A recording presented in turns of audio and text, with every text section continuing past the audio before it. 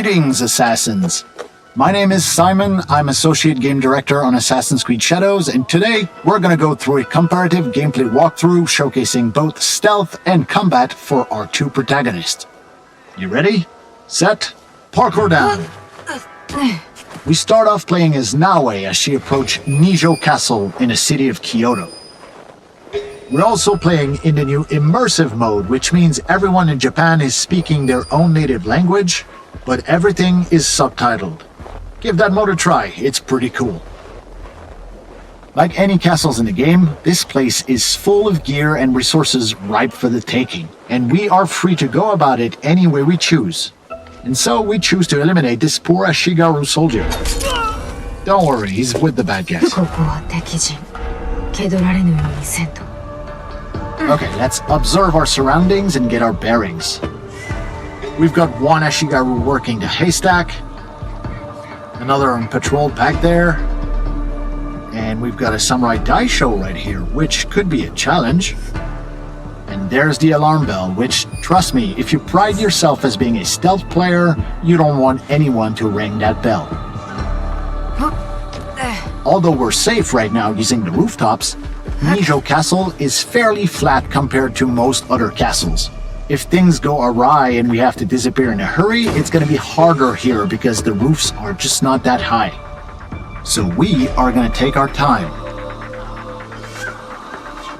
Yeah, the Samurai Daisho is by far the most dangerous enemy in this area. And since we have a Tanto equipped, this is a perfect setup for a double air assassination. Well, almost. Like I said, this Daisho is pretty strong, but no matter. A quick change of headgear with a particular perk that gives us one additional chunk of assassination damage on all air assassinations should do the trick. Oh yeah. Okay, that's a good start. Let's crouch in the shadows for now and see what happens. Vanishing in the shadows only works whether you're crouched or prone, so keep that in mind. Okay, as long as this guy stays far away, he's not much of a threat, so kunai to the face it is. And while this other guy is busy reloading his Teppo rifle, we go up, and he goes down. Beautiful. Okay, moving on to the next section. Using Observe Mechanic once again, we can see that there is quite a lot more enemies here. A few Ashigaru, a sniper, a couple servants, but I think we have a pretty obvious next move right here. Next customer, please. There's a lot of open space right in front of us, and it will be hard to close that distance without being seen. Perfect opportunity to call upon our ally Genojo and some of his exploding tricks. Okay, time to go to work.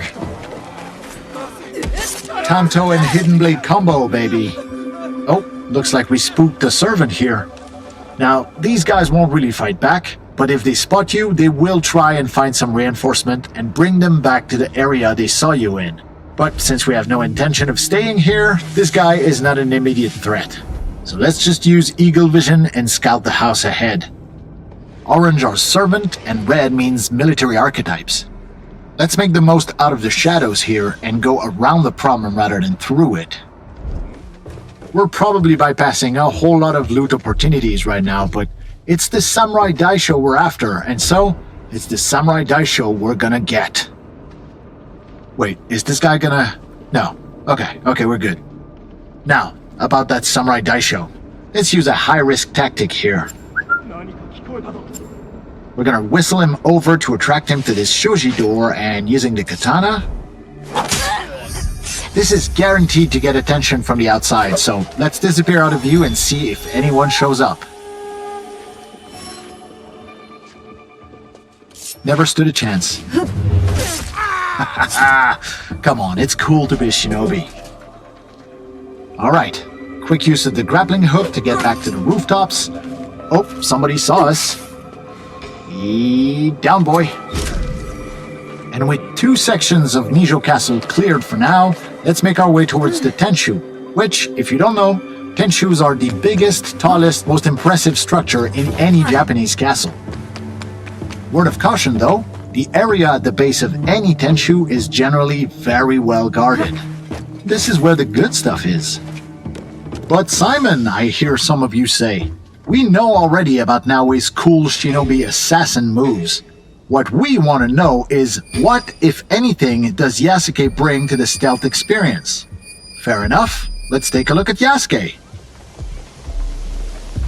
Same city, same castle, different season, different character, different save file. For all intents and purpose, we're restarting the whole thing using Yasuke with a purpose-built stealth and archery setup. Worth pointing out that we're not using his typical samurai armor here.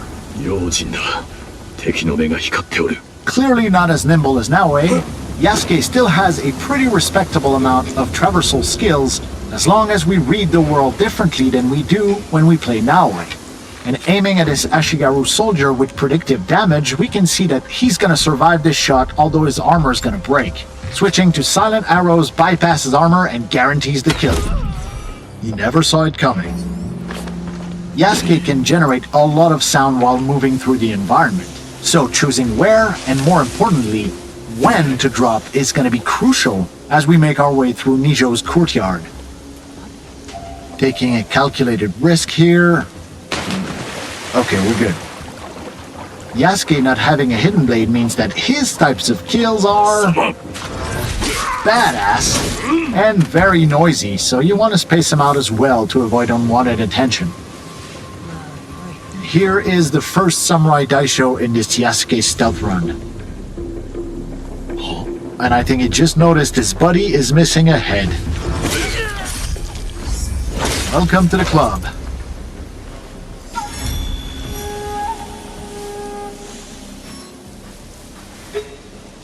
Oh. Silent arrows all day, baby. Oh, and here's a little pro tip. Yasuke's arsenal of weapons mostly relies on the same type of stuff that most samurai would have stockpiled in military setups. So little guard towers like this are always full of arrows and bullets for Yasuke to plunder, making his particular stealth playstyle much more generous than Naoe's more limited and cautious shinobi tool approach. Now Yasuke does have the ability to climb, although his vertical leaps are more limited than Naoe. Similarly, we can reach most high points like this and use the observe mechanic to tag people, get our bearings, and find where our next objectives are. Yes, he's a lot bigger and a little slower than Naoe, but once you get a hang of his controls, Yasuke is a lot of fun. Ooh, let's use pro navigation here and avoid being seen. This allows us to stay hidden while on the move, just like Naoe does. Okay, for the section up ahead, we're gonna call in our second ally, the poison specialist Oniyuri, who has the ability to put multiple enemies to sleep.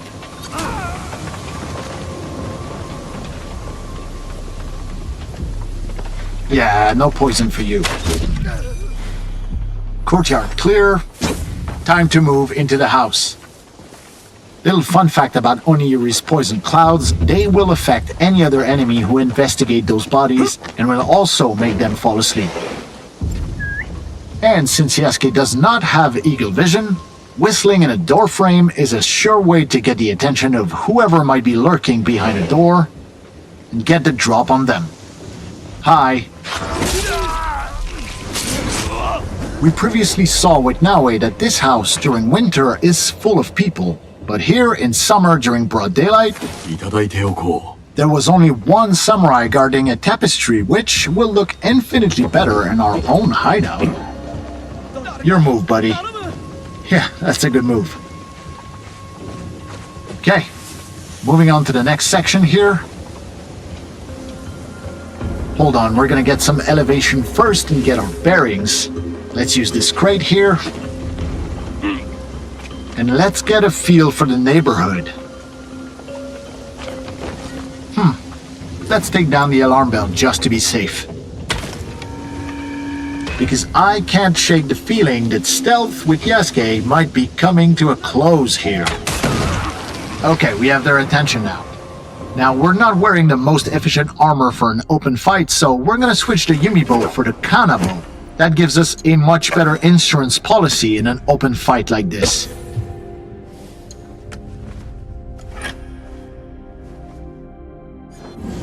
Okay, let's go get it.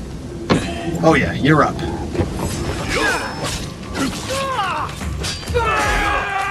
That's one down. Here. That's two. Whoa. Yeah, you should have made that shot. That is three down. And I think it's Kanabo time, baby. This thing hits hard, but it is slow, so we have to be precise here. Give me some space, will ya? The next few hits are going to be critical here. Oh. Backbreaker ability. Nicely done here. Now, each area in this castle is its own little gameplay pocket. So as long as no one rings the alarm bell, it means that other nearby pockets will not interfere, even when we opt for open combat like this.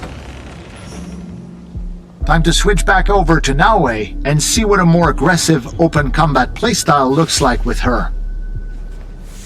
First thing first, we gotta switch up our loadout and use perks that are more conducive to that playstyle, such as this headband that allows us to vault over an enemy when we sprint at them in open combat. Let's switch up our outfit as well while we're at it. Yeah, we don't have a good perk reason to equip this right now, but I kinda like this one, so life's about taking risks, man. And we're also going to swap the Tanto Hidden Blade combo in favor of the more versatile Kusarigama. Oh yeah, this one has 60% increased damage over distance. Okay, let's put that to good use. And I think I see our first victim here. Whoa, whoa, whoa, whoa, whoa. Okay, that must be a servant. Gotcha.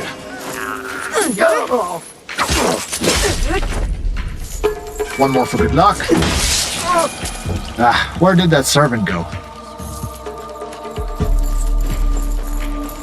Second target acquired. Trust me on this one, you will want to unlock the Kusarigama Rush Assassination skill. You can quote me on that. Quiet approach here, and down he goes. Observe mechanic. This identifies a secondary target we've been tracking for a while now. Wait, yeah, it was a servant, because we can see them coming back with a bunch of reinforcements. So we're gonna dispatch Yaya to take care of that distraction. She should have no problem dealing with these two grunts. I mean, I think. Yeah, she's got this. Okay, here we go. Pull the trigger too fast on this one.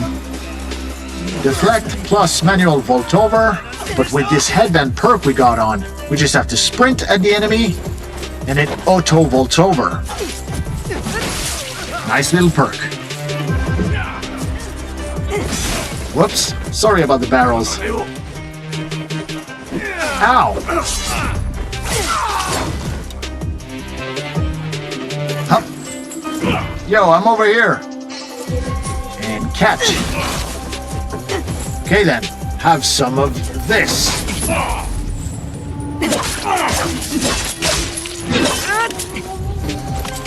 Hey, Yaya comes in with the assist. Okay, we're gonna deploy some tricks here. Can't assassinate him in smoke, but he won't see this coming either.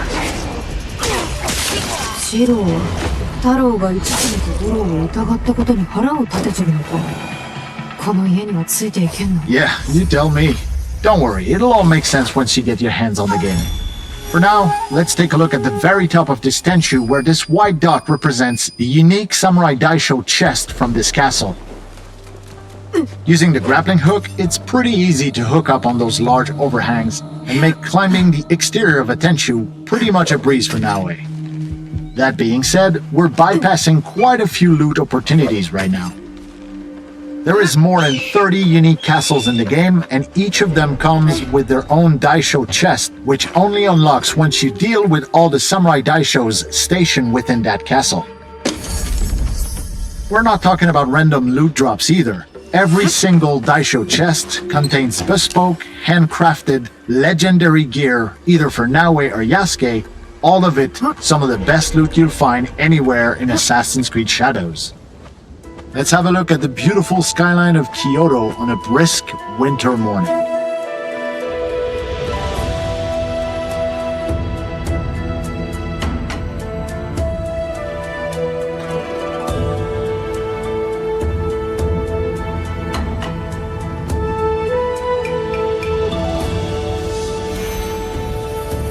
Using the observe mechanic on top of a synchronization point like this will reveal nearby points of interest. Up to us to place markers as we see fit to further our exploration of Japan.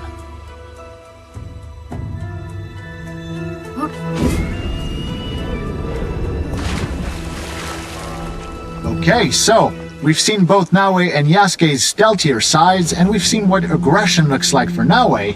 Now, let's switch over to our samurai and see what we can muster from a full frontal aggressive assault with Yasuke. Once again, it's time to shake up our loadout with much more aggressive weapons. Okay, first we're gonna pick the Naginata here, which is excellent for crowd control. And because stealth will not be an option here, let's use the Teppo rifle for maximum range efficiency as well. We expect stiff opposition here, so using a full-on armor set with a perk that allows Yasuke to parry unstoppable attacks makes a whole lot of sense. And to literally cap it off, a matching samurai helmet with a perk that deals 50% damage on parries. Look, I don't want to jinx it, but I think we got this. Okay, are we ready? Knock knock. Yep, you're done. Oh ho ho ho!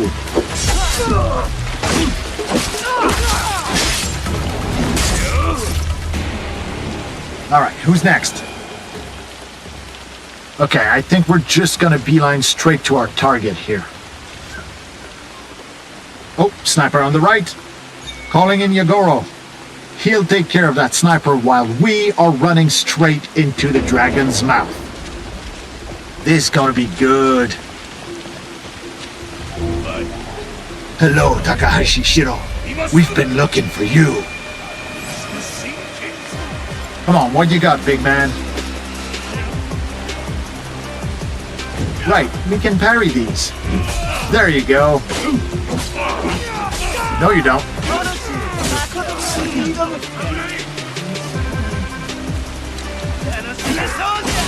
He's down. It's you and me, pal.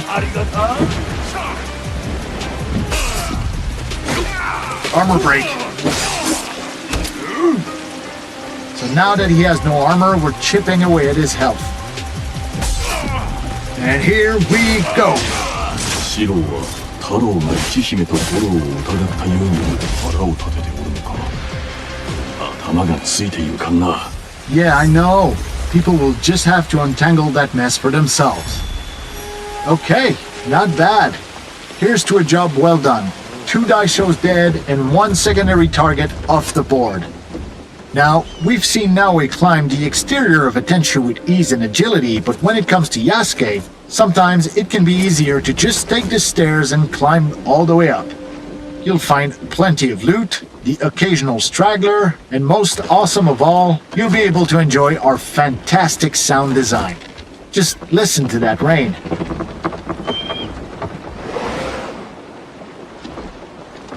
It's awesome. Okay, up the ladder and onto the last floor here. There's the same Samurai Daisho chest we previously talked about. That delicious handcrafted legendary gear. And before we leave, please allow me to indulge myself and take one last look at the beautiful city of Kyoto and its mountainous surrounding landscape during the bountiful summer months.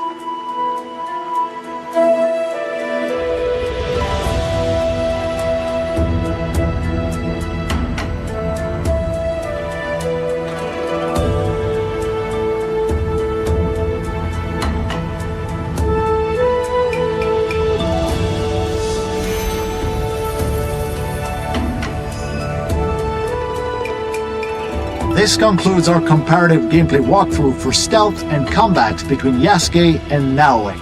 For everyone at Ubisoft, we hope you'll join us on the streets of feudal Japan very soon. Have a good one. See ya.